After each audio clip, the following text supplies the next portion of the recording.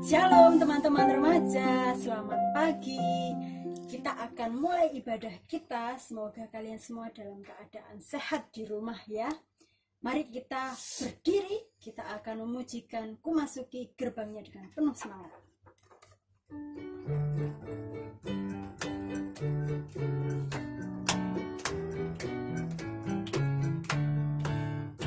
Ku masuki gerbangnya dengan hati bersyukur, halamannya dengan pujian.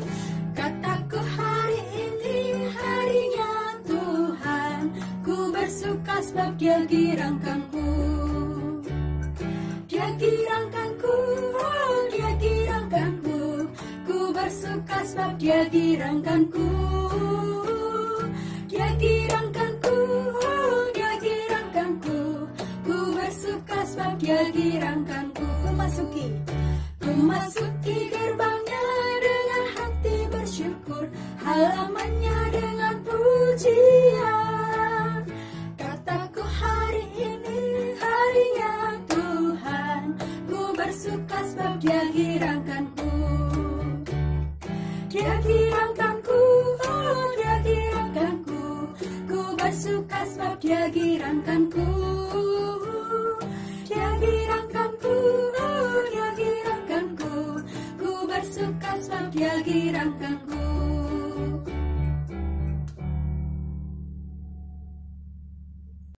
Seperti lagu yang tadi kita nyanyikan, tema ibadah hari ini adalah gereja. Nah, Mbak Wina akan membacakan ayat temanya dari Mazmur 100 ayat 4. Mazmur 100 ayat 4. Kalian juga baca di rumah ya.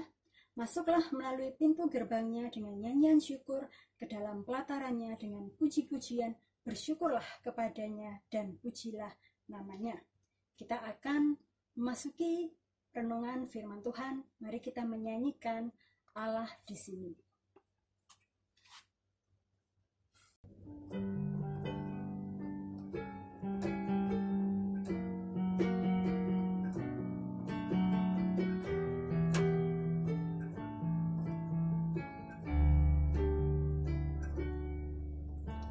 Allah di sini,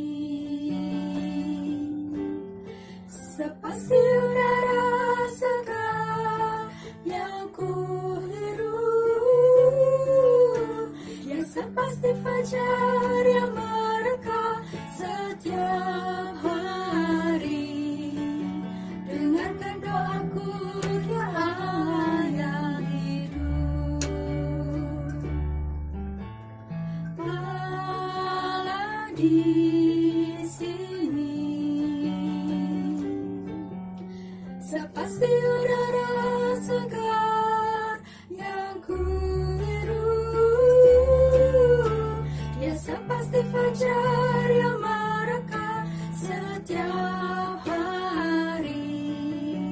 Dengarkan doaku, Ya Allah yang hidup.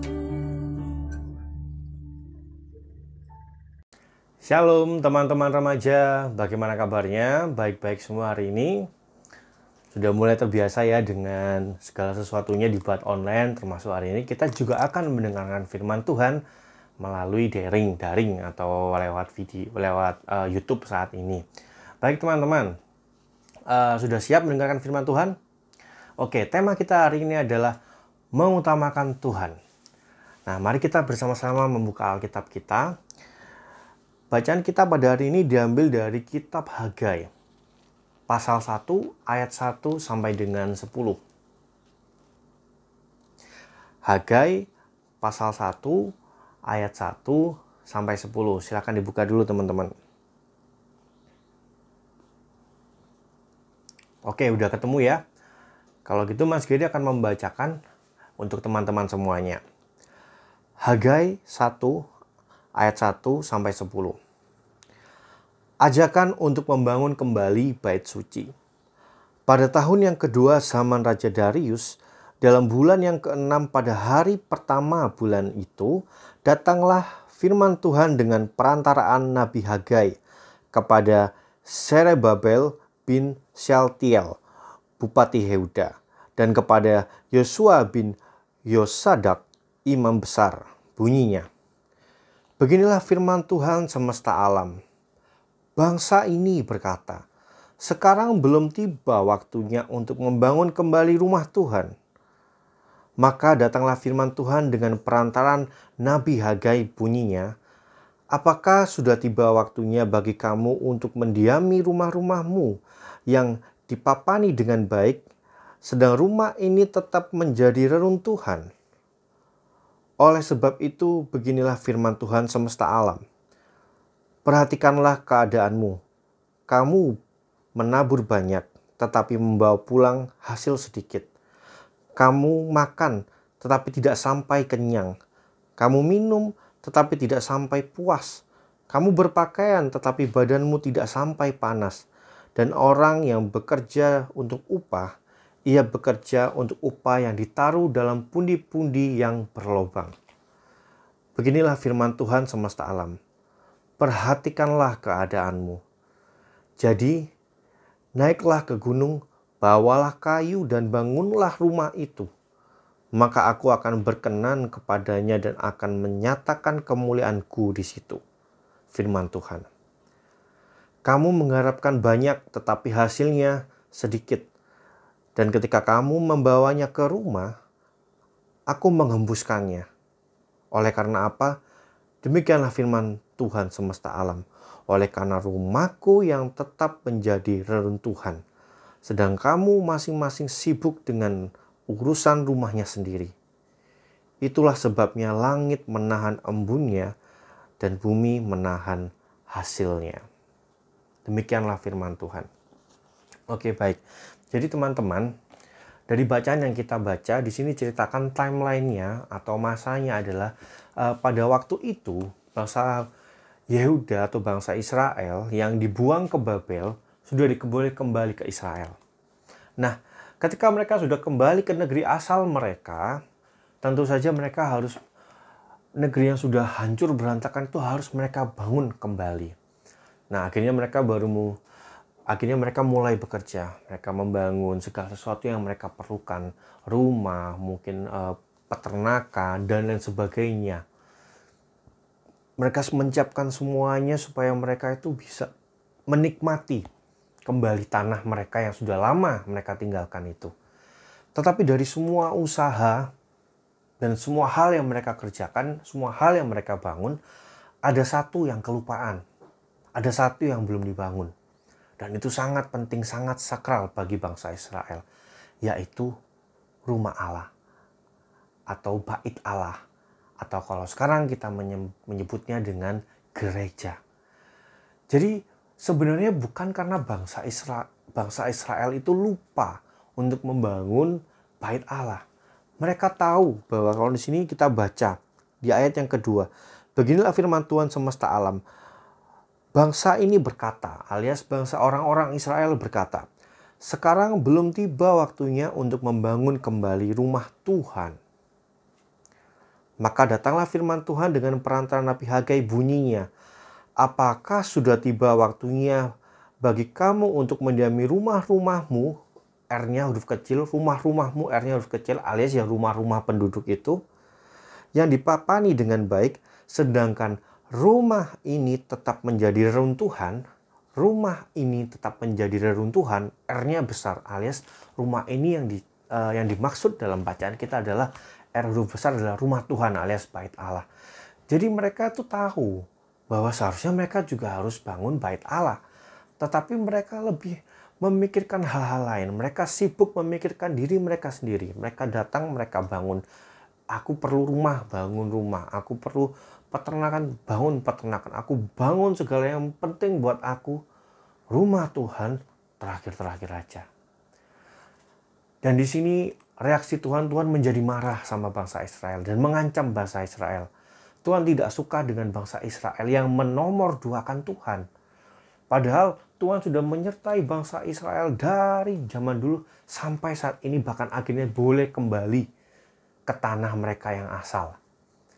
Betapa penyertaan Tuhan itu sudah luar biasa, tapi yang dipikirkan pertama kali oleh bangsa-bangsa orang-orang Israel adalah diri mereka sendiri. Aku bangun rumahku dulu deh. Gerejanya entar-entar aja lah, bait Allah itu entar-entar aja lah, terakhir, yang penting rumahku dulu.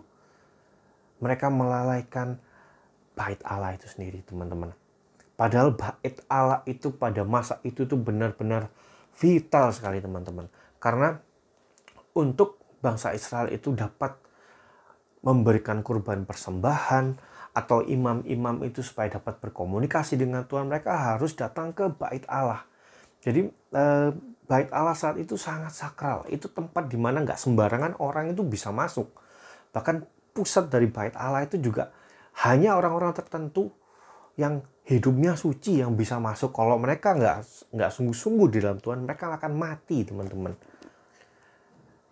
Jadi betapa pentingnya bait Allah pada masa itu bagi bangsa Israel itu sudah menjadi sebuah budaya yang mendarah daging.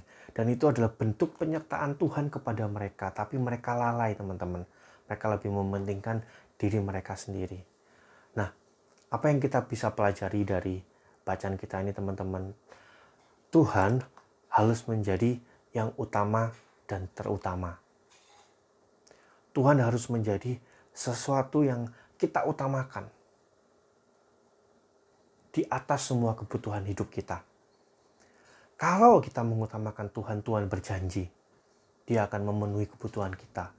Tuhan tidak berjanji kita akan kaya ya, teman-teman, tapi Tuhan berjanji Tuhan akan memelihara kehidupan kita. Jadi teman-teman, mari bersama-sama kita belajar. Mari kita mengutamakan Tuhan. Tuhan lebih dulu, baru kita. Baru kebutuhan kita yang lain. Nah, bangsa Israel di sini lalai dalam membangun bait Allah. Di mana bait Allah ini adalah suatu yang sakral. Suatu hal yang berpengaruh terhadap budaya mereka, terhadap kerohanian mereka kepada Tuhan. Bakti mereka kepada Tuhan. Dan ketaatan mereka sama Tuhan itu salah satu bentuknya adalah yang mendirikan bait suci itu. Mendirikan bait Allah ini, teman-teman.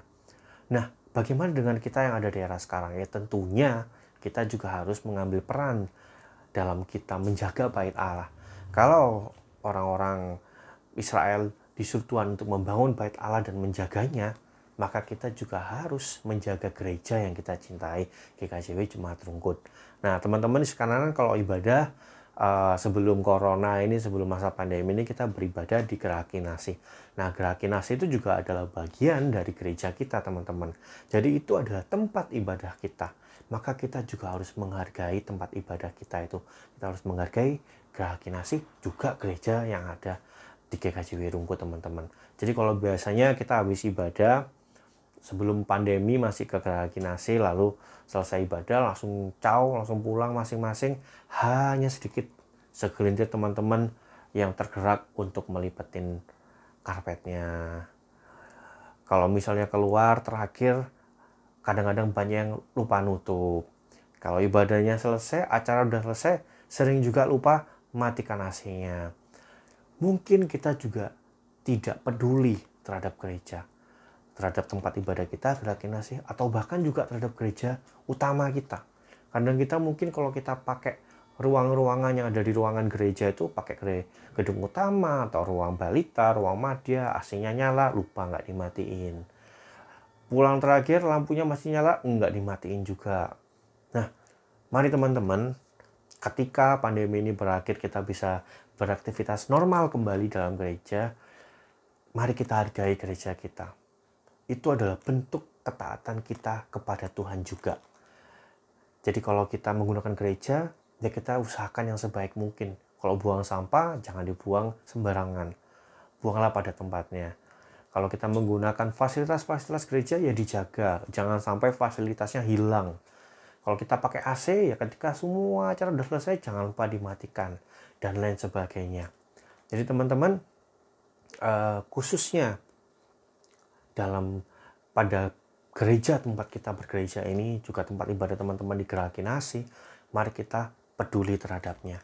Karena Tuhan juga mau kita ambil peran di dalam pembangunan gereja. Demikian teman-teman, pesan yang bisa Mas Gadi sampaikan pada teman-teman hari ini. Mari kita belajar dari kesalahan bangsa Israel yang lalai, yang tidak peduli terhadap Tuhan.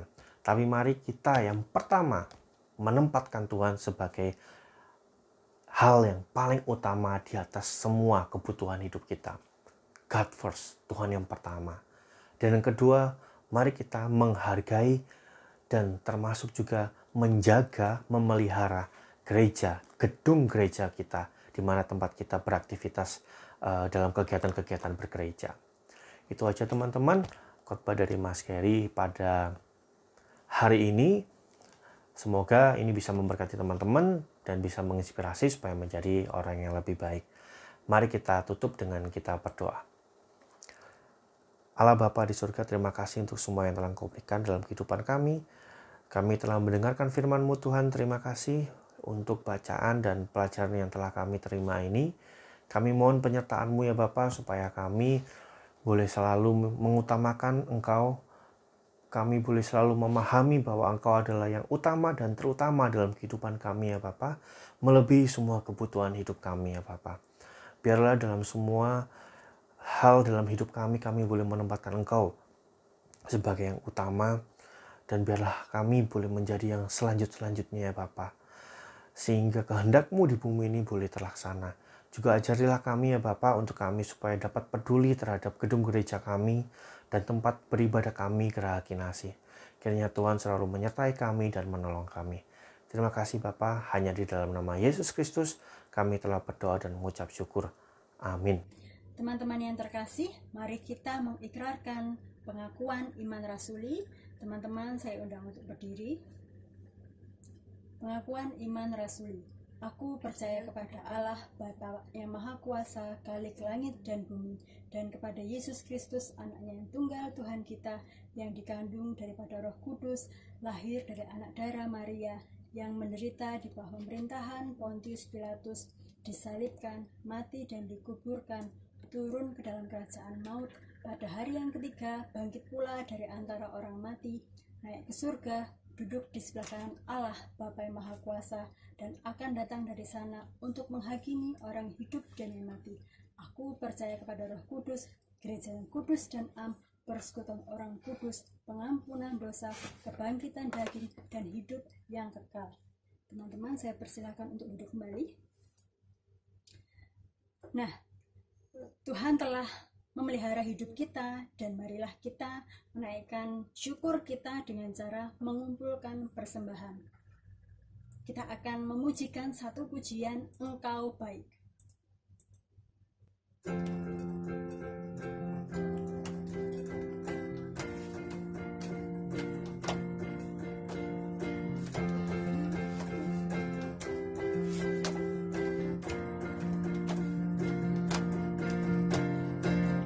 Dengan hati bersyukur masuk di hadirat-Mu, membawa pujian bagi-Mu Yesus.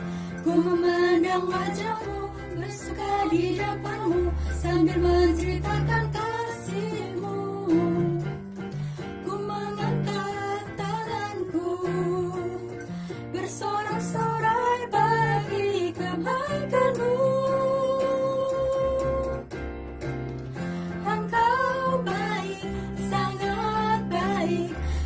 Setiamu tak pernah berubah. Engkau baik, sangat baik. Kasih setiamu tak pernah berubah. Dengan hati bersyukur.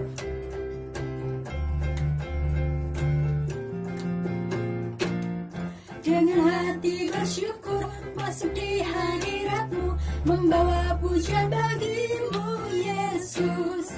Ku memandang wajah-Mu, bersuka di depan-Mu, sambil menceritakan kasih-Mu.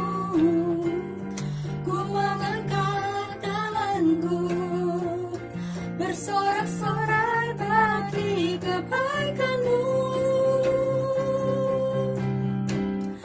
Engkau baik, sangat baik. Kasih setiamu tak pernah berubah. Engkau baik, sangat baik. Kasih setiamu tak pernah berubah. Engkau baik, Engkau baik, sangat baik. Kasih setiamu tak pernah berubah. Engkau baik, sangat baik. Kasih setiamu tak pernah berubah.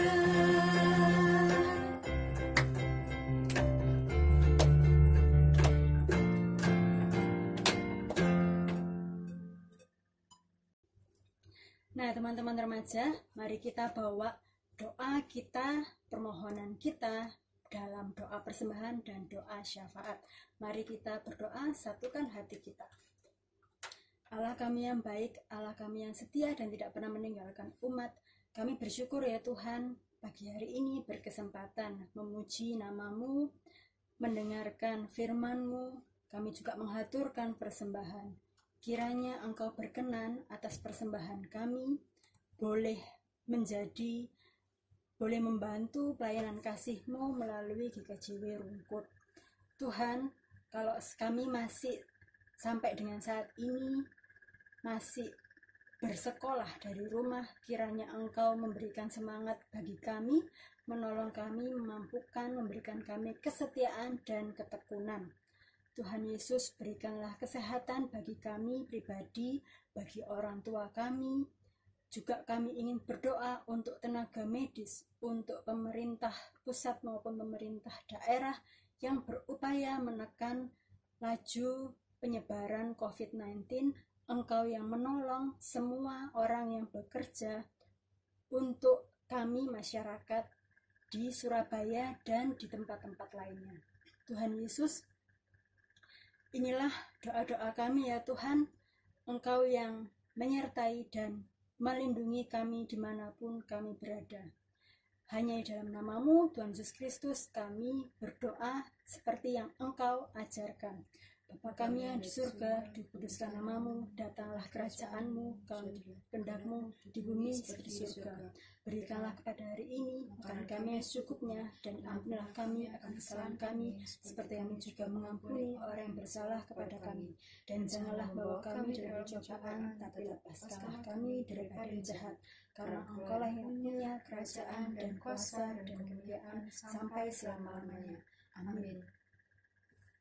Nah, teman-teman remaja, untuk menutup peribadatan ini, kita naikkan satu pujian lagi ya. Aku gereja, kau pun gereja.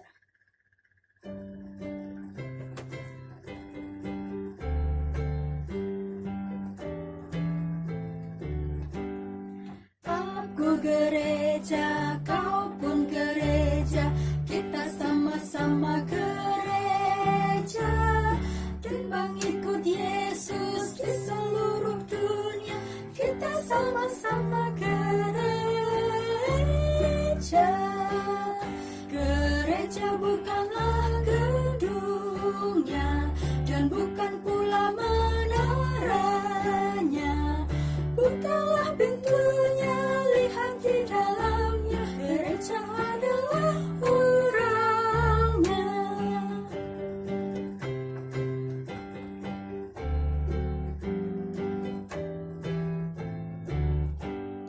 Aku gereja, kau pun gereja, kita sama-sama gereja, dan pengikut Yesus di seluruh dunia, kita sama-sama gereja. Gereja bukanlah gedungnya, dan bukan pula menaranya, bukanlah pintunya, lihat di dalamnya, gereja adalah orangnya.